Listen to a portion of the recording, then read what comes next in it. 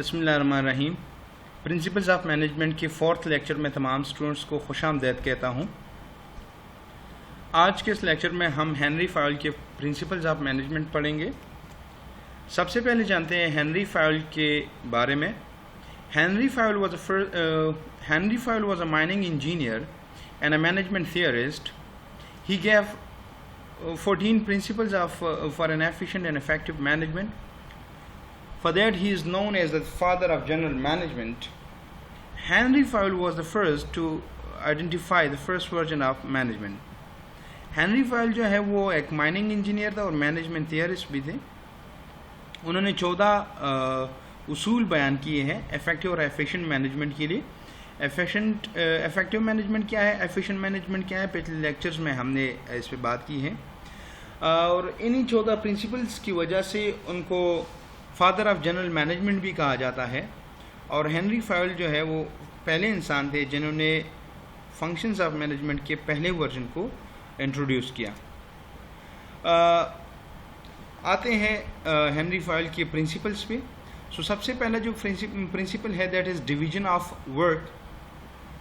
Henry Fayol کہتا ہے کہ آرگنائزیشن کے کام کو جتنا بھی ورک ہے اس کو اسمال ٹاسکس میں ہم نے ڈیوائڈ کرنا ہے اور ان ٹاسکس کو ان امپلائیز کو دے دینا ہے جن کے پاس اس ٹاسک کو پرفارم کرنے کے لیے مطلوبہ نالج اور ایکسپرٹی ہے, اس کے پاس کمپیٹنسی ہے. اور اگر ہم ایسا کریں گے تو ادارے میں اسپیشلائزیشن آئے گی, افیکٹونیس آئے گی, ایفیشنسی آئے گی. دیکھیے, work should be divided into small tasks and then these tasks shall be assigned to the workers according to their specialization and expertise. The task should be assigned to those employees who have knowledge and competency. Division of work will result in specialization and effective and efficient completion of work. جب ہم task کو کسی work کو small task میں divide کریں گے اور ان کو ایفیشینٹ بندوں کو, ان بندوں کو جن کے پاس آلریڈی اس کی اسپیشلائزیشن, نالج اور ایکسپرٹیز ہے, ان کو دے دیں گے تو وہ ٹاسک جو ہے وہ ایفیشینٹلی اور افیکٹولی کمپلیٹ ہوگا. اور اس کے ساتھ ساتھ امپلائیز جو ہے ان کا بھی اپنے کام میں انٹرسٹ ہوگا, دلچسپی ہوگی.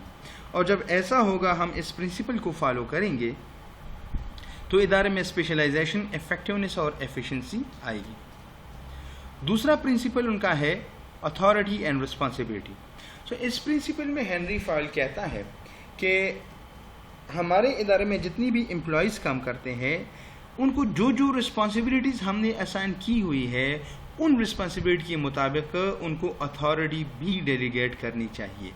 اب مثال کے طور پر آپ کا ڈرائیور ہے, گاڑی چلا رہا ہے, آپ نے ان کو رسپانسبلٹی تو دی ہوئی ہے گاڑی چلانے کی, لیکن آپ ان کو ڈیسیجن میکنگ اتھارٹی نہیں دے دیں.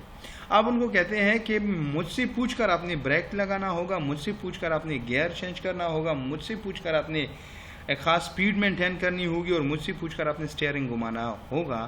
تو ایسی صورتحال میں پھر گاڑی چلے گی نہیں بلکہ ایکسیڈنٹ ہوگا. اور اگر گاڑی چلے گی بھی تو مطلوبہ وقت میں آپ اپنے مقررہ جگہ پر نہیں پہنچ پائیں گے. یہی چیز جو ہے ہم ادارے پر بھی امپلیمنٹ کرتے ہیں. جب بھی ہم اپنے امپلائیز کو کوئی پرٹیکولر رسپانسبلٹی دیتے ہیں تو ان کو ان رسپانسبلٹیز کو میٹ کرنے کے لیے جو اتھارٹی ہے وہ بھی ڈیلیگیٹ کرنی چاہیے. مطلب یہ ہے authority must be equal to responsibility, یا ہم یوں کہہ سکتے ہیں there must be a balance between authority and responsibility. یہاں پر کہا گیا ہے authority is the power to give orders in an organization being on a particular designation. کسی ادارے میں کسی خاص عہدے پر رہتے ہوئے جب آپ آرڈرز دیتے ہیں تو اس کو کہتے ہیں authority. یہ ایک ڈیفینیشن ہے, مختلف ڈیفینیشنز ہو سکتی ہے authority کی.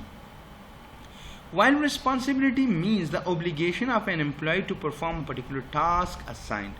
اور responsibility سے کیا مراد ہے, آپ کسی امپلائی کو کسی خاص کام کرنے کا کہتے ہیں جب ہے تو وہ اس کی ذمہ داری بن جاتی ہے, رسپانسبلٹی بن جاتی ہے. اتھارٹی سے مراد ہم ڈیسیجن میکنگ بھی لے سکتے ہیں. Henry Fayol says in this principle that there must be a balance between authority and responsibility. Henry Fayol اس پرنسپل میں کہتے ہیں کہ اتھارٹی اور رسپانسبلٹی کے درمیان بیلنس برقرار ہونا چاہیے, توازن ہونا چاہیے. نہ اتھارٹی رسپانسبلٹی سے زیادہ ہونی چاہیے, نہ رسپانسبلٹی اتھارٹی سے زیادہ ہونی چاہیے. If an employee is responsible for doing some task, he or she must be authorized to take necessary decision for that task as well. اگر ہم کسی امپلائی کو کسی خاص کام کرنے کے لیے رسپانسبل ٹھہراتے ہیں تو اس امپلائی کو اس ٹاسک کے حوالے سے ڈیسیجن میکنگ اختیار بھی دے دینا چاہیے. Third one is discipline. Henri Fayol نے جو تیسرا پرنسپل پیش کیا ہے دیٹ از ڈسپلن. ڈسپلن کا مطلب کیا ہے؟ کسی ادارے میں نظم و ضبط. Discipline means the employees must pay respect and obedience to the organisational rules and regulation. Discipline سے کیا مراد ہے؟ کسی ادارے میں امپلائیز جو ہے وہ اپنے ادارے کے رولز اور ریگولیشن کو اوبے کریں گے، فالو کریں گے اور ریسپیکٹ پے کریں گے اس کو. اب جب کسی ادارے میں ڈسپلن ہوگا تو رولز اینڈ ریگولیشنز فالو ہوں گی، ان کی پاسداری ہوگی اور گولز اور رسپانسبلٹیز جو اسائن کی گئی ہے وہ ان ٹائم ہوگی اور ایفیشینٹلی ہوں گی. Fayol declares that the discipline requires good superiors at all levels. Fayol کہتا ہے، ہنری فائل کہتا ہے کہ ڈسپلن کو برقرار رکھنے کے لیے، ادارے میں ڈسپلن کو برقرار رکھنے کے لیے ضروری ہے کہ ہمارے ادارے کے ہر ایک لیول پر، آرگنائزیشنل لیول پر سپیریئرز جو ہے، جو پوزیشن ہولڈرز ہیں وہ اچھے ہونے چاہیے. کلیئر اینڈ فیئر ایگریمنٹس، جو ایگریمنٹس آپ کرتے ہیں امپلائیز کے ساتھ یا کسی کے ساتھ بھی، وہ کلیئر ہونے چاہیے اور وہ فیئر ہونے چاہیے. And judicious application of penalties, اور جب آپ کسی پر پینلٹی اپلائی کریں گے تو وہ بھی منصفانہ ہونی چاہیے. Fourth principle of Henri Fayol for efficient and effective management is unity of command. Unity of command سے مراد آپ یہ لیجئے کہ کوئی بھی امپلائی کی کمانڈنگ اتھارٹی ایک ہونی چاہیے. ایک بندہ اس کو آرڈرز دے گا، ادروائز اگر زیادہ لوگ ان کو آرڈرز دیں گے تو وہ کنفیوز کر جائے گا کہ کس کو پہلے فالو کروں گا، کس کو بعد کو فالو کروں گا، میں کس کو جواب دوں گا، اس کو یہ نہیں پتہ ہوگا. تو بجائے اس کی کوئی ایک خاص کام کیا جائے، کوئی بھی کام وہ نہیں کر پائے گا. یہاں پر لکھا گیا ہے an individual employee should receive orders from one superior only. ایک امپلائی ایک سپیریئر سے، سپروائزر سے آرڈرز ریسیو کرے گا. if not so، اگر ایسا نہیں ہوگا then there will be a confusion while performing tasks. so پھر ٹاسک کو پرفارم کرتے وقت امپلائیز کنفیوز ہو جائیں گے in the organization because the employees will get confused whom to follow first. دیکھیے اگر ہم یونٹی آف کمانڈ کو مینٹین نہیں کریں گے تو پھر ہمارے جو امپلائیز ہے وہ ٹاسک پرفارم کرتے وقت کنفیوز کر جائیں گے کہ کس کو پہلے فالو کروں، کس کو بعد میں. This principle can make rules of the employees quite clear and easy. اگر ہم اس پرنسپل کو اپلائی کریں گے تو اس کی بدولت ہمارے امپلائیز کے رولز جو ہے وہ ان کو کلیئر ہو جائیں گی اور بآسانی وہ کمپلیٹ کر پائیں گے. Fifth one is unity of direction. Unity of direction دیکھیے جتنی بھی ٹاسکس پرفارم ہو رہے ہیں اگر وہ سیم نیچر کے ہیں، مطلب ریلیٹڈ نیچر کے، ریلیٹڈ ڈائریکشن کے کام جو ہے ان کو ہم ایک گروپ میں ڈالیں اور ان کے لیے ایک مینیجر رسپانسبل ہوگا اور وہ ایک مخصوص پلان کو فالو کریں گے. ایک جیسے کام کو ایک گروپ میں ڈالیں، ان کے لیے ایک مخصوص ایک جیسا پلان بنائیں اور ایک مینیجر ان کے لیے responsible who. This will ensure that the actions is properly coordinated. دیکھیے team with the same objectives should be working under the direction of one manager. وہ تمام ٹیمز جو ان کا آبجیکٹیوز ایک ہو وہ ایک مینیجر کے انڈر کام کریں گی using one plan، اور ان کا پلان بھی ایک ہی ہوگا. This will ensure that action is properly coordinated. اور اس کا جب ہم اس پرنسپل کو فالو کریں گے تو ہماری ایکشن جو ہے وہ پراپرلی کوآرڈینیٹ ہو پائیں گی.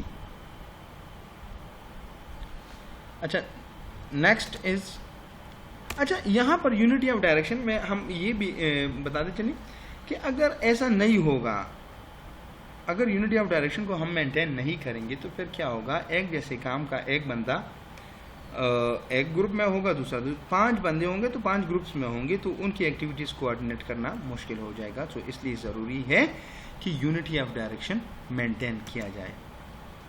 6th point is subordination of individual interests to the general interest. دیکھیے ایک ہوتا ہے کسی امپلائی کا ذاتی مفاد، ایک ہوتا ہے تمام گروپ یا ادارے کا کے مفاد. تو ہم نے گروپ یا ادارے کے مفادات کو ترجیح دینی ہے اپنے ذاتی مفادات کے اوپر. سب سے پہلے جو ہم نے مفادات میٹ کرنے ہیں، سب سے پہلے جو ہم نے ذہن میں رکھنا ہے مفاد کو، that is general interest. General interest کو پہلے پرائرٹی پر رکھیں، اس کے بعد اپنی.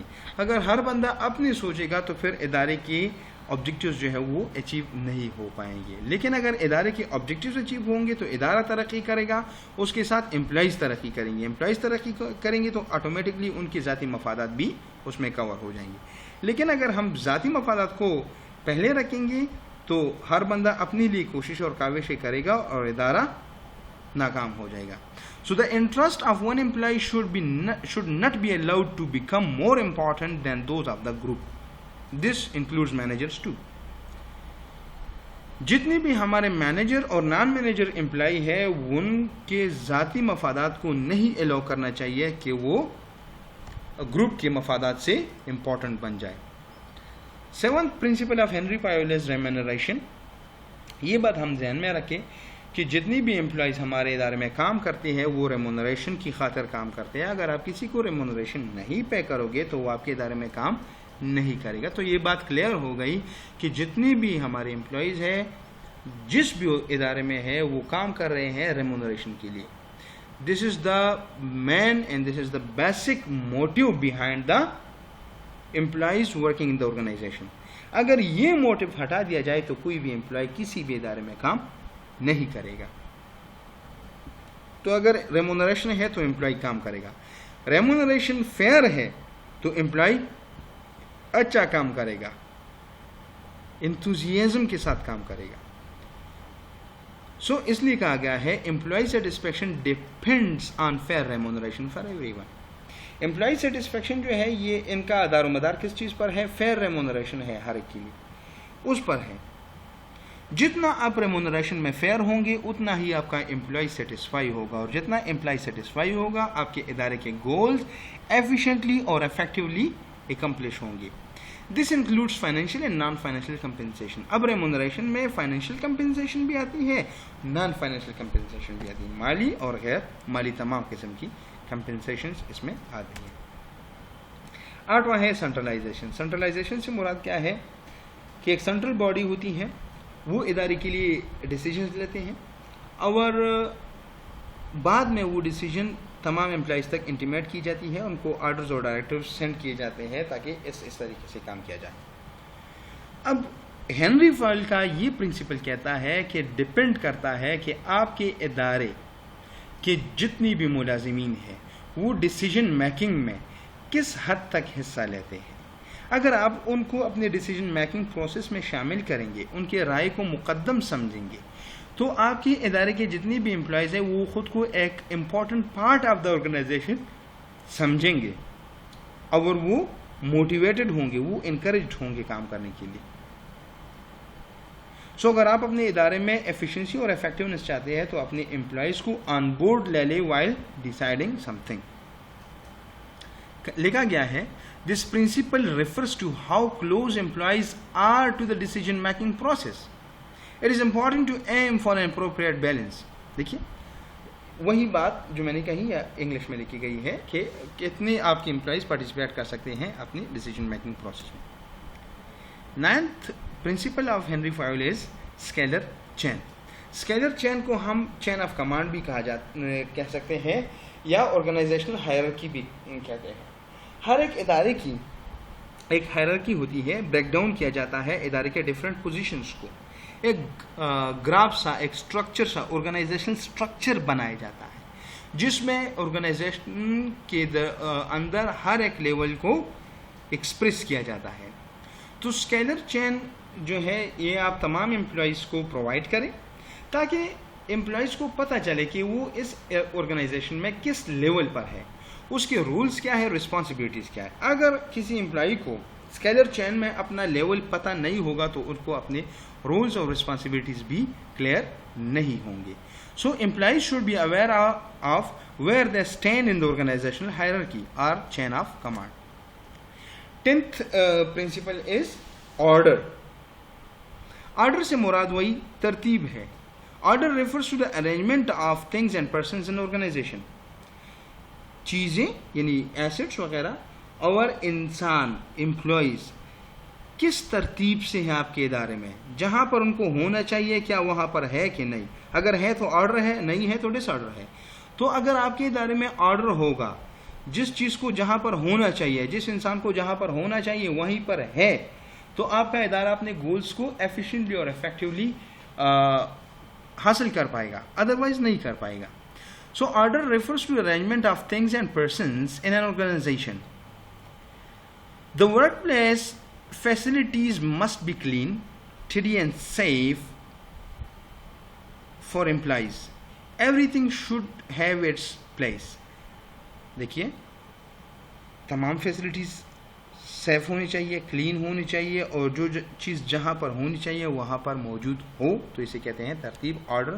اور آپ کا ادارہ اگر ترتیب میں ہوگا, آرڈر میں ہوگا, فارمل ہوگا, تو اپنی گولز اور آبجیکٹیوز کو ایزیلی اچیو کر پائے گا. 11th از ایکویٹی. بعض اسٹوڈنٹس ایکویٹی اور ایکویلٹی کو کنفیوز کر جاتے ہیں یا انٹرچینجبلی یوز کرتے ہیں, لیکن اس میں فرق ہے. ایکویلٹی مینس کہ اگر ریسورسز ہے, اگر اتھارٹی ہے, ریمونریشن ہے, جو بھی ہے, تمام امپلائیز میں ایک جیسا یونیفارملی ڈیوائڈ کرنا. لیکن ایکویٹی چینج ہے. ایکویٹی کا مطلب یہ ہے کہ جس بندے کا اسکیلر چین میں جو پوزیشن ہے, تو اس امپلائی کو اس کی پوزیشن کے مطابق remuneration, fair remuneration, responsibilities fair, اور اتھارٹیز انف, یہ دے دینی چاہیے. اس سے کہتے ہیں ایکویٹی. ہر ایک امپلائی کو امپاور کرنا چاہیے اپنے کام کو کرنے کے لیے, اس سے کہتے ہیں ایکویٹی. اگر کسی امپلائی کے پاس مقررہ ایجوکیشن نہیں ہے, ٹریننگ نہیں ہے, تو اس کو ٹریننگ اینڈ ایجوکیشن دے دی جائے, اس سے کہتے ہیں ایکویٹی. سو یہاں پر لکھا گیا ہے manager should be fair to staff at all the times. Manager جو ہے وہ اپنے اسٹاف ممبرس کے ساتھ فیئر ہوں گے ہر وقت. بہت maintaining discipline as a necessary and acting with kindness where appropriate. دیکھیے, ڈسپلن بھی مینٹین ہوگا اور کائنڈنس بھی ہوگی سپروائزرس کا اپنی امپلائیز کے ساتھ. سو ایکویٹی کو مینٹین کیا جا سکے گا. 12th پوائنٹ کیا ہے, 12th پرنسپل کیا ہے, stability of tenure of personal. Tenure of personal اگر آپ کا اسٹیبل ہوگا, یعنی employees turn over ratio. Employees turn over سے کیا مراد ہے, امپلائیز لوگ آپ کے ادارے کو جوائن کرتے ہیں ایز این امپلائی, لیکن وہ بہت جلد وہ آپ کے ادارے کو لیو کرتے ہیں, دوسرے ادارے کو سوئچ کرتے ہیں, اسے کہتے ہیں امپلائیز ٹرن اوور. سو آپ نے stability of turn over of personal کو مینٹین کرنے کے لیے اپنی امپلائیز ٹرن اوور ریشو کو منیمائز کرنا ہوگا. اگر آپ منیمائز کریں گے تو آپ ایک بار ٹریننگ دیں گے, وہ آپ کا سالوں کام آئے گا, کیونکہ آپ وہی امپلائی آپ کے ساتھ ہوگا اور آپ کے ادارے کا کام کرے گا.